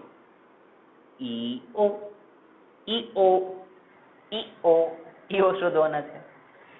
બરોબર પડશે? આવડશે ને ગણિત? ચાલો, આ A વિદ્યુતભાર એટલે અહીંયા આ QA. ચાલો, આ કોણ? QB. અહીંયા વિદ્યુત ક્ષેત્ર ગોતવાનું. તો એનો મતલબ આના કારણે અહીંયા, આના કારણે અહીંયા, બંને એક બાજુ હોય તો સરવાળો કરવાનો, અલગ અલગ દિશામાં જ બાદબાકી કરવાની. વાત પૂરી થઈ ગઈ. સમજો. QA એટલે આ ઈ પોતે ધન છે. જો QB ઈ કેવા છે? ઋણ છે. પતી ગયું. ચાલો, આના કારણે વિદ્યુત ક્ષેત્ર કઈ બાજુ મળે? આ ધન છે. આના કારણે વિદ્યુત ક્ષેત્ર કઈ બાજુ મળે? ધન ને કારણે. એનાથી દૂર એટલે આમ, એટલે આનો વિદ્યુત ક્ષેત્ર આમ જાય. કોના કારણે? આના કારણે. એટલે એ એવું કહેવાય કે એ આ બાજુ છે. હવે આના કારણે જુઓ તો માઇનસ એટલે એની તરફ, એટલે આ બાજુ જ તે. એટલે એનો મતલબ હજી વિદ્યુત ક્ષેત્ર પણ કઈ બાજુ મળે? આ બાજુ જ મળે. ઈ કોના કારણે? આના કારણે. આના કારણે એટલે EB. તો મિત્રો જવાબ આવે તો બે વિદ્યુત ક્ષેત્ર કેવી દિશામાં? એક જ દિશામાં. એક જ દિશામાં હોય તો શું થાય? સરવાળો. પતી ગયું. કયા બિંદુ પાસે? O બિંદુ પાસે. તો શું લખાય આન્સર ની અંદર? ચાલો, આન્સર બિંદુ કયા પાસે? O પાસે. કોના કારણે? A અને B ના કારણે. A અને B ના કારણે વિદ્યુત ક્ષેત્ર કેવી દિશામાં? એક જ દિશામાં. એક જ દિશામાં હોવા હોવાથી કેવી દિશામાં? એક જ દિશામાં હોવાથી બંનેનું શું થાય? ડાયરેક્ટ સરવાળો. અલગ અલગ તો છે ને, ડાયરેક્ટ સરવાળો એટલે EO is equal two EA plus EB plus EB. તો મગજમાં પ્રશ્ન થાય કે હવે એ શું? અરે ભગવાન, એ એટલે તો આના કારણે અહીંયા વિદ્યુત ક્ષેત્ર, બિંદુવત વિદ્યુત ભારને કારણે અહીંયા આટલું અંતર કેટલું છે? એટલે સર આ અંતર તો આપ્યું ને. અરે આપ્યું, આખું અંતર કેટલું છે? 20. જુઓ તો આટલું કેટલું? 10 સેન્ટીમીટર. આટલું કેટલું? 10 સેન્ટીમીટર. આખું અંતર તો r ને, બે વચ્ચેનું અંતર. ભૂલી નથી ગયા ને કાંઈ? ઓકે, ચાલો. આના કારણે અહીંયા વિદ્યુત ક્ષેત્ર એટલે કે, પછી આના કારણે એટલે Q A અપન બે વચ્ચેનું અંતર એટલે આ 10 નો વર્ગ નો થાય, 10 ગુણ્યા 10 ની માઇનસ 2 આનો વર્ગ આવું કહેવાય મિત્રો? સેન્ટીમીટર ન ચાલે. થઈ ગયું. પ્લસ હવે કોના કારણે? આના કારણે અહીંયા. તો શું સૂત્ર લખાય? કે આનો વિદ્યુત ભાર QB. મિત્રો પાછી ભૂલ નહીં કરતા, વિદ્યુત ભારની નિશાની લેવાની નહીં, જેમ છે એમનામ જ મૂલ્ય લઈ લેવાનું. કે QB અપન r², બે વચ્ચેનું અંતર 10, તો 10 ગુણ્યા 10 ની માઇનસ 2 આખાનો વર્ગ. હકીકતમાં તો હું નાટક કરતો હોય ને એવું મને લાગે છે, કેમ કે QA ની કિંમત કેટલી છે? આટલી. QB ની કિંમત પણ એટલી જ છે, પણ આપણે તો પ્લસ જ લેવાની હોય. તો આ એક વખત અને આ બે વખત, એટલે ટોટલ કેટલી વખત? બે વખત. એટલે આવું લખાય 2K Q. હવે અહીંયા QA લખો, QB લખો, જો બંનેની કિંમત સરખી જ છે, માઇનસ ને આપણે ધ્યાનમાં લેવાના નહીં. ચાલો ગયા તો છેદમાં આ પદ લખાવો, 10 ગુણ્યા 10 ની માઇનસ 2 આખાનો સ્ક્વેર. બસ પૂરું થઈ ગયું. EO. ચાલો ગુણાકાર ભાગાકાર સરવાળા બાદબાકી જે થતું હોય બધું કરો. જલ્દી બોલો એકમ ન્યૂટન પર કુલમ. આવડશે? દિશા બોલો તો, કેમ કે અહીંયા તમે દિશા અહીંયા માઇનસમાં અહીંયા અવગણી નાખી, અહીંયા તો દિશા બોલો. EO પાસે વિદ્યુત ક્ષેત્રની દિશા કઈ બાજુ? ડાબી બાજુ જમણી બાજુ કે ઉપર? કઈ બાજુ? ડાબી બાજુ. આવડશે? જમણી બાજુ આવે ને. જો બંને આ બાજુ જ છે, એટલે આ બાજુ એટલે આપણે શું કહેવાનું? A થી B. આવું લખવાનું મિત્રો, A થી B. એટલે ખબર પડી ગઈ કે વિદ્યુત ક્ષેત્ર EO છે એ આ બાજુ છે, આ બાજુ છે. આવડશે? ઓકે, આનો બી ભાગ વાંચીએ. ચાલો વાંચો બી ભાગ શું કે છે. બી ભાગની અંદર આવું કે છે, જો 1.5 ગુણ્યા 10 ની માઇનસ 9 કુલમ માન ધરાવતો એક ઋણ પરીક્ષણ વિદ્યુત ભાર આ બિંદુએ મૂકવામાં આવે તો તેના પર લાગતું બળ. એક કોઈ બીજો નવો વિદ્યુત ભાર લેવાનો, પરીક્ષણ વિદ્યુત ભાર. એને એ લોકો દાખલા તરીકે હું નામ આપી દઉં Q. એની કિંમત કેટલી છે? તો કે -1.5 ગુણ્યા 10 ની માઇનસ 6 આપેલા છે ને, ક્યાં ગયા? નહીં, 1.5 ગુણ્યા 10 ની માઇનસ 9 કુલમ વિદ્યુત ભાર ક્યાં મૂકવાનો બોલો તો? એને શું કીધું કે આ બંનેને જોડતી રેખા વચ્ચે ઉપર મધ્યમાં. આવું જ લખેલું છે ને. શું લખેલું છે? કે ઋણ પરીક્ષણ વિદ્યુત ભાર આ બિંદુએ મૂકવામાં આવે. આ બિંદુ એટલે આ વિદ્યુત ભારને ઉંચકીને ક્યાં મૂકવાનો? અહીંયા મિત્રો, અહીંયા કેન્દ્ર ઉપર. એટલે ક્યાં મૂકવાનું કે ખબર? આ QA, આ QB અને આ જે Q છે ને એને અહીંયા વચ્ચે મૂકવાનો. તો તેની પર લાગતું બળ, આની ઉપર લાગતું બળ મિત્રો સમજો, આની ઉપર લાગતું બળ શોધવું છે, F શોધવું. ખબર પડી જ જાય ડાયરેક્ટ. પરિણામી વિદ્યુત ક્ષેત્ર આ બિંદુએ ક્યાં મળે છે? આ બિંદુ O પાસે વિદ્યુત ક્ષેત્ર ક્યાં મળે છે? આ બાજુ. તો આ વિદ્યુત ભાર જે છે, આ વિદ્યુત ભાર જો વિદ્યુત ક્ષેત્રની અંદર જ કહેવાય, કેમ કે વિદ્યુત ક્ષેત્ર તો આ બાજુ જાય છે. જો અહીંયા આપણે શોધ્યું, તો એનો મતલબ આ વિદ્યુત ભાર ક્યાં છે? વિદ્યુત ક્ષેત્રમાં. તો એક જ સૂત્ર લાગે, F is equal two Q into E. પૂરું. પણ E નહીં, EO, કેમ કે આના વિદ્યુત ક્ષેત્રમાં આમ Q ની કિંમત અહીંયા રહી, E ની કિંમત અહીંયા રહી. પૂરું. બળનો એકમ ન્યૂટન. પૂરું થઈ ગયું. આવડશે? પાક્કું ને? અને કયો વિદ્યુત ભાર હતો? પોતે આ ઋણ, આ ઋણ વિદ્યુત ભાર છે.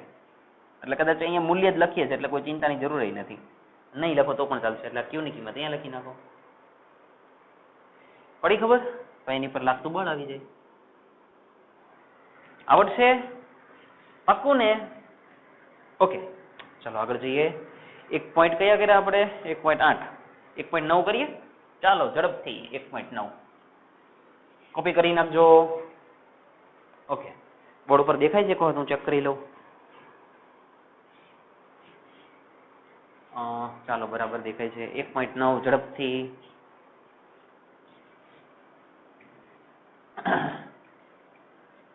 ચાલો તમે રકમ વાંચવા લાગો તો સર એમ કેમ રકમ વાંચવી? તમે વાંચો નહીં ને અમારે વાંચવાની? એ બધું તમારે કરવાનું, અમારે ખાલી બેસવાનું અને વિડીયોની અંદર જોયા કરવાનું. મજા આવે તો ખાયા કરવાનું અને આજુબાજુમાં જોયા કરવાનું. આવું નહીં કરતા. ચાલો ઠીક છે. 1.9 બરાબર ધ્યાન આપજો. ચાલો શરૂઆત કરીએ. શું કે છે 1.9? એક તંત્રમાં બે વિદ્યુતભારો QA બરાબર 2.5 ગુણ્યા 10⁻7 કુલમ. ચાલો કિંમત આપી દીધી છે. QA બરાબર શું કીધું છે? 2.7 ગુણ્યા 10⁻7 કુલમ. 10⁻7 છે ને મિત્રો? ઓકે હા. અને QB, ચાલો QB ઇઝ ઇક્વલ ટુ બોલો -2.7 ગુણ્યા 10⁻7 કુલમ. ચાલો બે કિંમત આપેલી છે. અનુક્રમે A 0 0 -15, અને જોજો A 0 0 -15 એકમ પણ લખેલા છે સેન્ટીમીટર બિંદુએ, અને B એટલે આ જે છે ને એ અહીંયા રહેલા છે, આ બિંદુ આ બિંદુએ રહેલા છે, અને આ જે છે એ રહેલા છે 0 0 15 સેન્ટીમીટર. એટલે આ વિદ્યુતભાર છે ને એ આ બિંદુએ રહેલા છે. તો તંત્રનો કુલ વિદ્યુતભાર અને વિદ્યુત ડાયપોલ મોમેન્ટ શોધો. બે જવાબ. તંત્રનો કુલ વિદ્યુતભાર એટલે હું કેપિટલ Q દાખલા તરીકે કહી દઉં તો આને મારે શોધવાના. અને તંત્રની શું શોધવાની? વિદ્યુત ડાયપોલ મોમેન્ટ. વિદ્યુત ડાયપોલ મોમેન્ટ એટલે P. વિદ્યુત ડાયપોલની જો હા હું મોમેન્ટ શબ્દ બોલ્યો તો મિત્રો, હું શબ્દ બોલ્યો એ સાંભળજો. તમે આવું લખો વિદ્યુત ડાયપોલ મોમેન્ટ. સાંભળજો મોમેન્ટ. મિત્રો ઘણી વખત મોમેન્ટ લખે છે અને મોમેન્ટનું ગુજરાતી થાય ચાક માત્રા. એટલે આમાં કન્ફ્યુઝ નહીં થવાનું.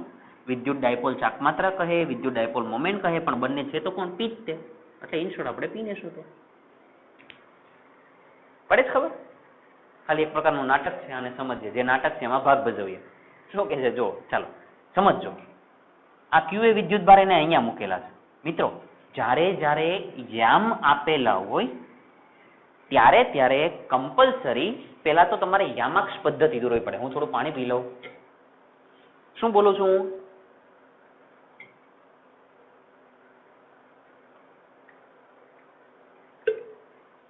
મારી વાત રિપીટ કરો કે જ્યારે જ્યારે યામ આપેલા હોય, શું આપેલા હોય? યામ આપેલા હોય ત્યારે આપણે યામાક્ષ પદ્ધતિ દોરવી પડે. અને આમાં યામાક્ષ પદ્ધતિમાં કેટલા યામ છે? X Y Z. એટલે આપણે યામાક્ષ પદ્ધતિ દોરીએ. ચાલો 3 યામ છે ને X Y Z. પણ એ એક વસ્તુ સમજજો, X યામ 0 છે, Y યામ 0 છે અને Z યામ કંઈક આપેલો છે. તો એક શું કરાય ખબર? જે આપેલો છે ને એને અહીંયા દર્શાવી જ દેવાય. એટલે આપણે માથાકૂટ ન રહે. સમજ પડે છે? એટલે અહીંયા હું Z કહું તો મિત્રો અહીંયા Y ચાલે ખરા? હાય સર આ તમે શું કરો છો? અમારું ગણિત તમે બદલી નાખ્યું. એ મિત્રો એક વાત સાંભળો કે ભાઈ અહીંયા તમે X કયો, અહીંયા તમે Y કયો, તો બહાર કઈ આવતી હોય? Z. એટલે આપણે મેથ્સ ની અંદર અથવા તો દાખલા ગણીએ ત્યારે આપણે આવી રીતે કરીએ કે ભાઈ આ X આ Y Z. એ મિત્રો આને ગમે એમ ફેરવી નાખો ને કાંઈ ફરક ન પડે. અહીંયા તમે X કયો, અહીંયા તમે Y કયો, અહીંયા તમે Z કયો, કાંઈ ફરક પડે નહીં. મેં આવું શું કામ કર્યું ખબર ને? શું કામ કર્યું? કેમ કે જો હું Z ની અંદર ઓલરેડી આમ છે ને Z હું ત્રાંસા દોરું ને મજા નહીં આવે. એટલે મેં શું કર્યું કે Z અહીંયા આપ્યા, Y અહીંયા આપ્યા, અને X આમ છે. X ક્યાં છે? આ બાજુ બહાર. અથવા તો આવી રીતે આપી દો કે આ ભાઈ કોણ છે? X. મિત્રો X ત્રાંસાનો હોય, X લંબ 12 હોય આવી રીતે, Y આવી રીતે છે, Z આવી રીતે છે, અને X આમ છે. ઓકે ચાલો હવે યામ લખો. A યામ, X યામ 0, Y યામ 0, Z યામ કેટલો? -15. આમાં Z એટલે આ, અને -15 એટલે કઈ બાજુ હોય? આ બાજુ કે આ બાજુ? 1 નંબરમાં 2 નંબરમાં? 2 નંબરમાં. એટલે માની ગયો કે અહીંથી આટલું અંતર કેટલું છે? -15 સેન્ટીમીટર. એટલે એનો મતલબ હવે હું આ કાઢી નાખું છું, આની કોઈ જરૂર નથી. -15 સેન્ટીમીટર આમ. અને આ એટલે અહીંયા વિદ્યુતભાર, એટલે અહીંયા QA વિદ્યુતભાર છે. જો મિત્રો હું આવું કહેવા માંગુ છું. ચાલો આ બિંદુ ગોતો તો x યામ 0 એટલે કેન્દ્ર, y યામ 0, y યામ 0 એટલે કેન્દ્ર, z યામ કેટલો 15, z યામ 15 એટલે આ બાજુ. તો અહીંયાથી અપ્રોક્સિમેટલી અહીંયા લઈ લો તો કે અહીંયાથી અહીંયા સુધીનું અંતર કેટલું 15 સેન્ટીમીટર અને આ એટલે b, b એટલે કયો qb એટલે અહીંયા qb છે. સમજ પડી? મિત્રો સાંભળજો, આ નિશાની ખાલી ને ખાલી દિશા બતાવે માઇનસ એટલે આ બાજુ, બાકી આ કિંમત તો કેટલી કહેવાય 15 જ કહેવાય. અહીંયા કાંઈ નથી તો પ્લસ એટલે 15, કઈ બાજુ આ બાજુ કેમ કે આગળ પ્લસ છે. મિત્રો આ કંઈક જોવો તો મારે તમને કેવું ન પડે, તમને સમજાઈ જાય. q એની કિંમત જોવો તો 2.7 × 10⁻7, qb ની કિંમત જોવો તો -2.7 × 10⁻7, બંને વચ્ચેનું અંતર જુઓ ટ્વાઇસ a. આ તો ડાયપોલ થઈ ગઈ એટલે વિદ્યુત ડાયપોલ મોમેન્ટ શોધવાની હે ને. ચાલો હવે આપણે વિદ્યુત ડાયપોલ મોમેન્ટ જ શોધવાની, પણ એની કરતા પહેલા આ જોઈ લો a ભાગ. ચાલો a ભાગ આ છે, b ભાગ આ છે, આપણો a ભાગ સમજીએ આન્સરનો. ચાલો શું કહે છે? કુલ વિદ્યુત ભાર q. હાય હાય, આવું ન આવડે તો કાંઈ ન આવડે. કુલ વિદ્યુત ભાર એટલે આ પ્લસ આ 0. કુલ વિદ્યુત ભાર, કુલ એટલે બંનેનો સરવાળો એટલે q is equal two qa plus qb. હવે હું નહીં કરું, બસ બસ થાકી ગયો. હવે એક પ્લસ એક માઇનસ બંનેનો સરવાળો 0. ખબર પડે છે? એટલે કુલ વિદ્યુત ભાર કેટલો છે? 0. એક વાત પૂરી થઈ ગઈ. મિત્રો MCQ માં આવું પૂછાય કે ભાઈ ડાયપોલનો કુલ વિદ્યુત ભાર કેટલો હોય? 0, હંમેશા 0, કેમ કે એક પ્લસ એક માઇનસ એટલે ટોટલ કેટલા? 0. કોની માટે? ડાયપોલ માટે. ઓકે. b. ચાલો વિદ્યુત ડાયપોલ મોમેન્ટ બોલો સૂત્ર. p is equal two twice a into q. સદિશ સ્વરૂપે નહીં કરીએ કેમ કે ખબર જ છે વિદ્યુત ડાયપોલ મોમેન્ટ કઈ દિશામાં હોય? માઇનસ થી પ્લસ એટલે આ બાજુ જ હોય, એટલે દિશાની વાત નહીં કરવાની. ટ્વાઇસ a, બસ મને આમાં જ બીક છે. આનો જવાબ હોય તો ટ્વાઇસ a ની કિંમત કેટલી? ચાલો હવે મને મજા આવશે. બોલો ટ્વાઇસ a ની કિંમત કેટલી લેવાની? 15 લેવાની કે 30 લેવાની? સર ક્યાં 15 નહીં, ક્યાં 30? હવે ઊંઘ આવે છે. ચાલો બોલો, ટ્વાઇસ a એટલે બે વચ્ચેનું અંતર. બે વચ્ચેનું અંતર કેટલું થાય? 30 થાય. ઘણા લોકો 15 પ્લસ ને 15 માઇનસ 0 કરી નાખે, એટલે 0 ના ગુણાકારમાં કાંઈ પણ 0 એટલે p ની કિંમત 0. એવું નહીં મિત્રો, પહેલા કીધું માઇનસ તો દિશા બતાવે એટલે 15 15 30 એટલે હકીકતમાં 30. હજી ભૂલ નહીં કરતા, સેન્ટીમીટરમાં છે તો શેમાં ફેરવવા પડે? મીટરમાં, ગુણ્યા 10⁻2. હવે q ની કિંમત મૂકો. ચાલો q ની કિંમત હંમેશા કઈ મૂકવાની? પ્લસ જ તે મેં કીધું છે વારંવાર, મૂકી દો. 2.7 ગુણ્યા 10⁻7 પૂરું. ગુણાકાર ભાગાકાર જે કંઈ થતું હોય એ કરો. ચાલો વિદ્યુત ડાયપોલ મોમેન્ટનો એકમ આની પરથી જો, coulomb into metre. Coulomb into metre, centimetre કરતા નહીં હો, કુલમ્બ ઇન્ટુ મીટર. ગુણાકાર ભાગાકાર જે થાય. દિશા ક્યાં? આ ડાયપોલ છે ને, આ માઇનસ આ પ્લસ, તો દિશા ક્યાં હોય? માઇનસ થી પ્લસ આ બાજુ. તો આવું લખાય. આજે આ એક નવો વર્ડ લખું, જોજો આવું લખાય. પ્લસ ઝેડ અક્ષની દિશામાં. હાય હાય સર, આવું હું લખો છો? કેમ કે આ ઝેડ અક્ષ છે ને, અને માઇનસ થી પ્લસ એટલે આમ હોય. આમ એટલે આને ધન ઝેડ અક્ષ કહેવાય. જેમ તમે આ બાજુ ધન એક્સ અક્ષ કહો છો ને, ધન એક્સ અક્ષ, તો એવી રીતે આપણે ઝેડ લીધું તો આને શું કહેવાય? ધન પ્લસ ઝેડ અક્ષની દિશામાં. આવડશે? પૂરું. ચાલો આજનો લાસ્ટ એક્ઝામ્પલ કરીએ અને પછી અટકાવીએ. તો ઉદાહરણનો દાખલા નંબર 1.14. ચાલો રકમ તમે વાંચતા જાઓ. આકૃતિ એક વખત જોઈ લો, ત્યાં હું ઝડપથી આકૃતિ દોરી નાખું અને આપણે સમજી લઈએ. એકદમ નાનો દાખલો જ, ખાલી જોવામાં મોટો લાગશે. રકમ જોતા જાઓ. MCQ માં આવા દાખલા પૂછાય. ચાલો હું આકૃતિ દોરી નાખું છું. જોકે આનો કન્સેપ્ટ જ્યાં સુધી તમને ન કહું ત્યાં સુધી તમને આવડે નહીં. ઠીક છે, એટલે હું તમને કન્સેપ્ટ કહી દઉં કે આવા દાખલા કેવી રીતે હોય છે. પછી એક્ઝામની અંદર આ વારંવાર પૂછાય તો તમને ખબર પડવી જોઈએ.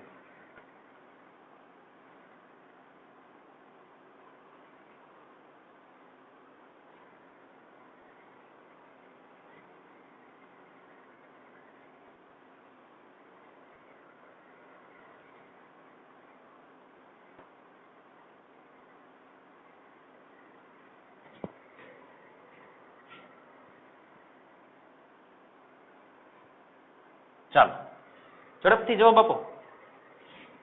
અને સાઈડ પર છે ને આવી રીતે કંઈક દોરેલા છે, y અને x. એટલે એમ કે છે આ બાજુ x અક્ષ છે ને આ બાજુ y અક્ષ. જો મિત્રો આપણે કેમ આ બાજુ z લીધી હતી તો ભાઈ એને x લેવી છે, ઉપર તો આપણે y જ લીધી હતી એને y જ લીધી. આવી આકૃતિ આપેલી મિત્રો. હવે વાંચો રકમ ની અંદર શું કે ઉભા રકમ વાંચ્યા પહેલા તમને એવી ખબર પડે ભાઈ આ પ્લસ છે આ માઇનસ છે એટલે આ શું આપેલું છે વિદ્યુત ક્ષેત્ર. ઓકે ચાલો હવે રકમ ની અંદર વાંચો. આકૃતિ 1.33 માં સમાન વિદ્યુત ક્ષેત્રમાં 3 વિદ્યુત ભારોનો ગતિપથ દર્શાવેલો છે. 3 વિદ્યુત ભાર એટલે કયો? પહેલો વિદ્યુત ભાર, બીજો વિદ્યુત ભાર અને ત્રીજો વિદ્યુત ભાર. ગતિપથ દર્શાવે છે એટલે એક આવ્યો અને આમ જતો રહ્યો, બીજો આવ્યો અને થોડોક નીચેથી ગયો અને ત્રીજો આવ્યો અને સીધો ડ્રુમ. ઓકે વાંચો. દર્શાવેલ છે 3 વિદ્યુત ભારોના ચિહ્ન આપો કે ભાઈ આ એક નંબર છે એ પ્લસ હશે કે માઇનસ, બીજો છે એ પ્લસ હશે કે માઇનસ, ત્રીજો છે એ પ્લસ હશે કે માઇનસ. જો જવાબ નહીં આપો ને તો તમારું ફોનનું નેટ પૂરું થઈ જશે. આનો સાચો જવાબ નહીં આપો ને તો ચાલો જવાબ આપો. એક ધન હોય કે ઋણ હોય? સમજો તો આને આમ જાય છે, જો આમ ધન હોય કે ઋણ હોય? બોલો ઋણ હોય. આ ઋણ હોય ને તો જ ઉપર જાય ને, કેમ કે પ્લસ કોને આકર્ષે? માઇનસ ને. તો આ એક નંબર કેવો હોય? ઋણ. એક નંબર કેવા હશે? ઋણ વિદ્યુત ભાર. ચાલો 2 નંબર, ચાલો હવે તો આવડે. 2 નંબર પણ કેવા હોય? ઋણ, કેમ કે એ ઉપર જાય છે. અને 3 નંબર, ચાલો 3 એ જ તારી તો નીચે જાય છે, માઇનસ તરફ જાય. તો એનો મતલબ ડેફિનેટલી આ કેવા હોય? પ્લસ ધન વિદ્યુત ભાર. સમજાણું? એક ભાગ પૂરો થયો. ચાલો બંને દાખલા ભેગા કરતા નહીં, નહીતર ક્યાં ડાયપોલ મોમેન્ટ અને ક્યાં આ દાખલો કાંઈ ભેગું નહીં થાય. ચાલો ઠીક છે. ઓકે આગળ વાંચો. કયા કણ માટે વિદ્યુત ભાર અને દળનો ગુણોત્તર મહત્તમ બને? કયા વિદ્યુત ભાર માટે, સાંભળજો, દળ અને વિદ્યુત ભાર નો ગુણોત્તર મહત્તમ બને? ફરીથી વાંચી લઉં. હા, વિદ્યુત ભાર અને દળનો ગુણોત્તર, સોરી દળ અને નહીં, વિદ્યુત ભાર અને દળનો, વિદ્યુત ભાર ને દળનો ગુણોત્તર કોની માટે મહત્તમ બને? 1 માટે, 2 માટે, 3 માટે? મિત્રો આ સેન્ટેન્સ છે ને, આને વાંચો અને નીચે હું એક સમીકરણ લખું. એ કમ્પલસરી તમારે યાદ રાખવાનું છે. એ સમીકરણ ઉપરથી તમને આનો જવાબ મળી જશે. તો સમીકરણ આવું છે કે ભાઈ Q/M ચલે છે y. હાય હાય, આ y શું છે? y એટલે એને કહેવાય આવર્તન, અથવા તો ઇંગ્લિશમાં કહેવાય ડિફ્લેક્શન. સર આ બધું શું લઈ આવ્યા તમે? એ મિત્રો ડિફ્લેક્શન ને આવર્તન એટલે હું ખબર, જોજો સાંભળજો, હું સીધે સીધો જાતો હોઉં અને આમ ફરી જાઉં તો આને કહેવાય ડિફ્લેક્શન થઈ ગયું. હું સીધો સીધો જાઉં ને આમ ફરી જાઉં તો આને કહેવાય ડિફ્લેક્શન થઈ ગયું. તમે સીધા જતા હોય ને આમ ફરી જાઓ, અચાનક દિશા બદલી નાખો, એને ડિફ્લેક્શન કહેવાય. અને ડિફ્લેક્શન અથવા એને આવર્તન કહેવાય. હવે જો એનો જવાબ, એનો સવાલ એવો છે કે Q/M નો ગુણોત્તર કોની માટે મહત્તમ બને? કોની માટે Q/M નો ગુણોત્તર કયા